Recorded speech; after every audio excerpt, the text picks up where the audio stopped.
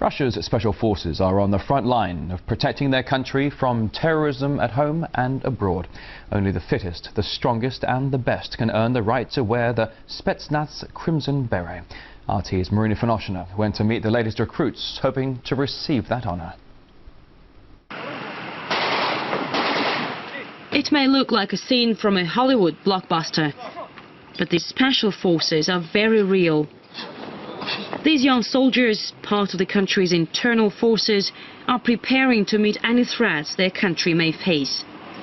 The history of special units or Spetsnaz in the Russian army goes back centuries. The tactics and techniques have evolved depending on the key challenges of the time, but these guys have always been the elite. And in the 21st century, they are on the front line of the fight against terror. A siege, a hostage-taking. For these youngsters, these are lifelike scenarios from training. None have yet taken part in a real operation. Day by day, they learn how to act effectively face-to-face with an enemy. It is exhausting, both physically and mentally. But for many, facing their own fears remains the hardest thing. I am said to belong to the elite, but of course I am human and I do have my fears. To cope with them is every soldier's #1 most challenging task.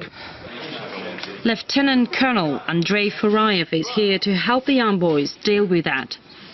Owner of the Order of Courage for service in Chechnya and a Crimson Beret, the top Spetsnaz honor similar to America's Green Beret, he knows how to take control over human nature.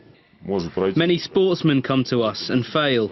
Only 20% manage to prove they deserve it, as a true Spetsnaz soldier is a fusion of physical endurance and, what may be even more important, emotional maturity. Countering terrorism is a Spetsnaz speciality, but they could be sent to any kind of emergency if it threatens the country's security. In mid-December, when the Russian capital was hit by a wave of violent nationalist riots, Spetsnaz soldiers were on standby, close by. Some may say that's no job for special forces, but for the police, we don't agree. There is the order and we have to carry it out as well as we can. That's it. All of these young soldiers are conscripts for a year at least. But many say they'll stay for longer, sign a contract and continue as professionals in the elite Spetsnaz. Marina Finoshina, RT, Moscow.